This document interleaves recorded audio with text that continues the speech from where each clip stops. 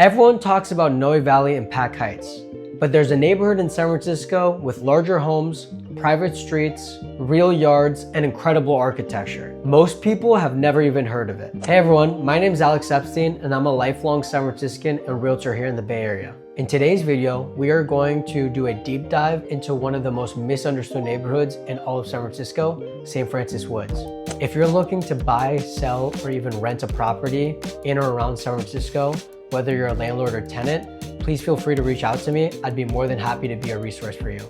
You can find my contact information below. In this video, I'm gonna walk you through what makes this neighborhood genuinely different, what living here looks like on a day-to-day, and the real estate reality. By the end of this video, you're going to understand why people move to this neighborhood and why people stay here for a very long time. If that sounds of interest, then stick around because this neighborhood is definitely worth understanding. 1. What is St. Francis Woods? St. Francis Woods is a planned residential neighborhood in the west central part of San Francisco. It sits near West Portal, Forest Hill, and the base of Twin Peaks. And when I say it was planned, I mean that in the most literal sense possible. This neighborhood was master planned around 1912 with a very specific intention: to feel peaceful and removed from the city. They actually coined the concept as a residence park. The landscape architecture was done by the Olmsted brothers. If that sounds familiar, it might be because it's from the same firm that descends from the people who did Central Park in New York City. If you walk the streets of St. Francis Woods, you can feel that. The streets here curve and they don't follow the rest of the city's grid system. There's also a formal entrance which takes place with a fountain. And beyond that, the neighborhood features wide medians with beautiful landscaping. Everything here feels intentional in a way that many San Francisco neighborhoods do not. And this is the first thing I want you to take note of because it's going to set up the rest of what we're going to talk about. This neighborhood doesn't feel like San Francisco, and for a very specific type of buyer, that's not necessarily a bad thing.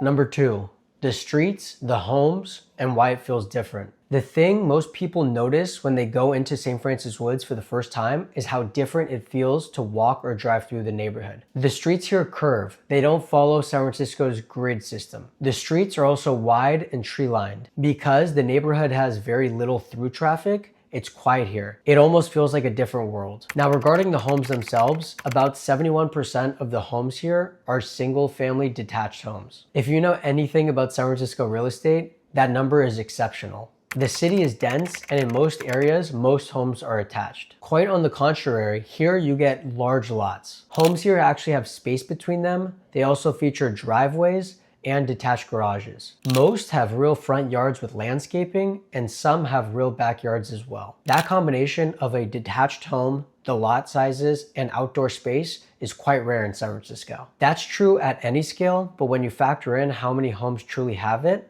it's quite unique in San Francisco. And then there's that general level of polish this neighborhood features. It's hard to put into words, but it's quite cohesive. It feels maintained because on every block, it seems like people actually care about the aesthetic. We'll get to that a bit later, but it doesn't feel like patchwork that's being done in many neighborhoods. St. Francis Woods is consistently nice everywhere. The architecture here is predominantly Mediterranean or Spanish, but you do have a mix of some Tudor or colonial style homes as well. Most homes here are big and have real character. Think high ceilings and period details that are hard to replicate. If you've ever stood in front of a home and felt like, wow, this is quite substantial, this feels like it was built to last, that's the feeling I get when I walk throughout San Francis Woods. Number 3, the HOA and why it's actually a feature. Now I want to talk about the HOA here because I know that's a word or a term that makes many people nervous, including myself. St. Francis Woods has one of the oldest homeowners associations in all of the city. It dates back to 1912 and has been around almost as long as the neighborhood itself. What it primarily does is maintain the things that make the neighborhood look the way it actually is. This includes the landscaping around the medians,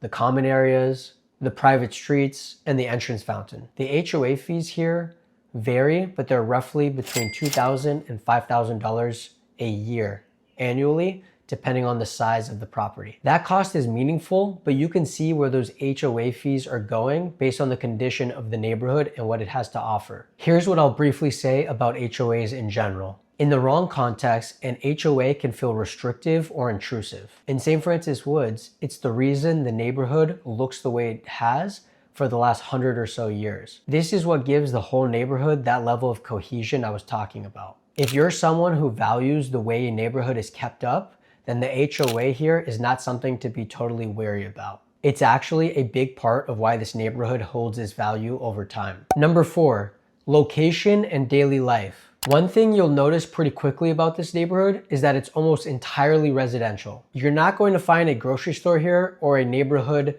coffee shop on the corner. There's pretty much no commercial activity at all here whatsoever, and that was done by design. This neighborhood was built to be a quiet residential retreat. It's not meant for you to walk out of your door and be right in the middle of everything. But what makes the location work so well is its proximity to West Portal. Essentially, West Portal is the main street for St. Francis Woods residents. It's a short walk and it has everything you need day to day. Coffee shops, restaurants, a bookstore, a hardware store, grocery options, a neighborhood movie theater. It's not flashy and it's not trendy, but it has everything you need. I do think West Portal is genuinely underrated, and it's a big part of why people like living in this part of the city. It's the kind of neighborhood main street that feels like it belongs in a different generation. Not in a dated way, but rather in a grounded, community-oriented way. From a transportation perspective, West Portal Station is a major transit hub. It's primarily served by the Muni Metro light rail lines like the K, L, and M. It connects the downtown through the Twin Peaks Tunnel and is served by the 48 bus line as well as others. The ease of commuting downtown is an important part of buyers looking to buy in this area. Overall, the picture here that I'm looking to paint is that here in St. Francis Woods, the neighborhood is quiet and you have your space. But with that being said, the city is close by and accessible. That balance is typically hard to find here in San Francisco, and St. Francis Woods pulls it off tremendously. Real quickly, if this has been helpful, please hit that like button and share this with others that you think this would be helpful to. Number 5, the community and why people stay. So now let's get to the real answer to the question in the title of the video. Why does no one leave St. Francis Woods? Here's a number that I think tells this story better than anything else. St. Francis Wood has approximately 865 total housing units. In any given year, there are roughly between 10 to 15 sales total in the neighborhood. That's it. Think about that for a moment and what that means. We're talking about a neighborhood where less than 2% of the housing stock changes hands in ownership in any given year. That is extraordinarily low, even by San Francisco standards. The inventory reflects that. At any given time, you might see 2 to 4 homes for sale, sometimes even fewer. Now, you might be wondering why that's the case. There are a few reasons that inventory can be low in any given market. However, in St. Francis Wood, the data has looked like this for a long period of time. This isn't a recent trend.